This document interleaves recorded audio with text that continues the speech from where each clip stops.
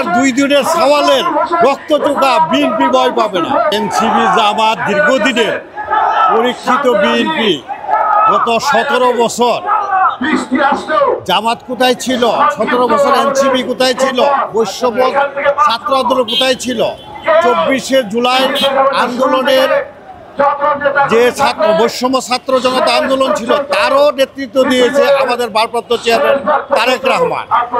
17 বছর যেহেতু ভাঙ্গে নাই মস্কা নাই, জামাত শিবির এনসিপির কোনো হুমকি রক্ত চোখানো বিএনপি ভাঙবে না। কারণ গত 17 বছর স্বৈরার শাসকের রক্ত চোখা এবং প্রশাসনের বিভিন্ন হুমকি দুমকি গুম খুনের জন্য বিএনপি ভয় পায় নাই। অতএব আজকের 2 দিনের সওয়ালের রক্ত চোখা বিএনপি ভয় পাবে না।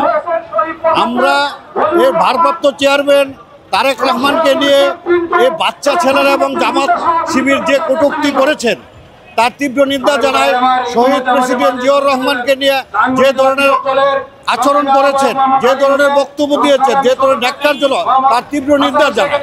তার জবাব কৃষক দল, বাংলার জাতীয়তাবাদী কৃষক দল, হাসান জাফি তুহিন এবং শহীদুল ইসলাম বাবুলের নেতৃত্বে দেওয়া হবে ইনশাল্লাহ।